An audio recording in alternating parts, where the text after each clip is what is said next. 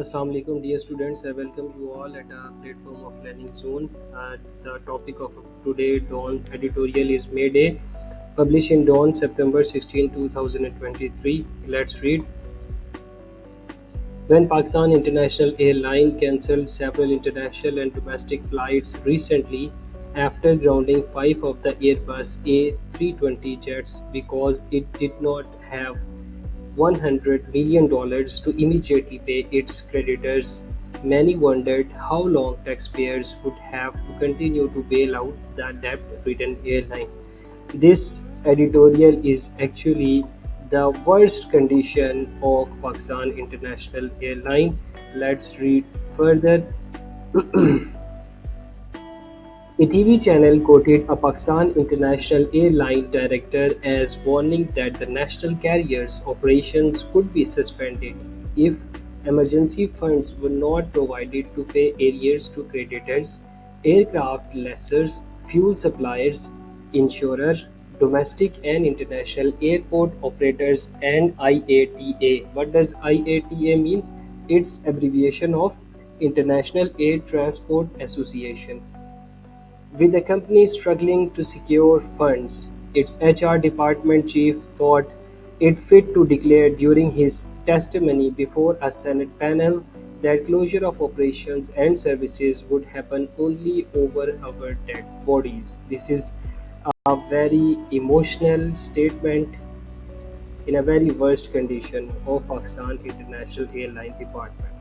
His emotional outburst shows the kind of opposition the new plan to privatize the bankrupt airline is likely to face from both its unorganized staff and executives with a vested interest in retaining the company in the public sector in spite of its huge cost.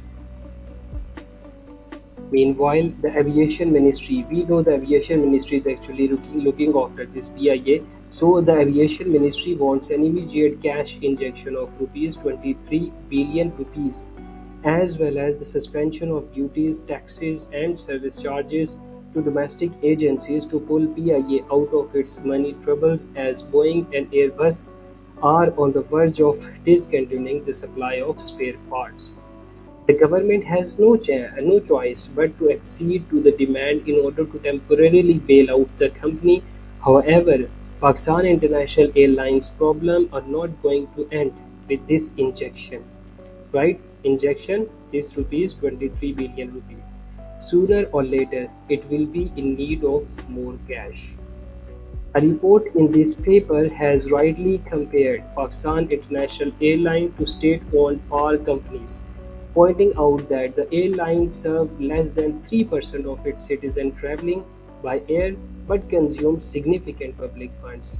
In contrast, the highly maligned power companies cater to nearly 80% of the population. It does not justify the losses of the power companies or delay in their immediate disinvestment. Yet, it does underline the reality that the government needs to put its money where its mouth is when it is hard up. PIA debt and liabilities have soared to rupees 743 billion rupees, which exceeds the value of its total assets by 5 times. This is an important fact. According to the Aviation Ministry, its liabilities are projected to spike to a whopping rupees 1.97 trillion and its annual losses to rupees 259 billion by 2030. There is no way the airline can be turned around. Too many unsuccessful attempts have been made in the past. The airline is long dead as a corporate entity and brand. Its expeditious privatization is the only way to reduce the burden on taxpayers and the government budget. Interim Prime Minister Anwarul Haqq's directions to the relevant authorities to fast-track PIA's privatization is an encouraging development. However, it remains a rhetorical statement unless followed immediately by concrete actions. This is the concluding sentence by the editor. Thank you so much, students, and stay tuned for rest of the daily basis Dawn editorial.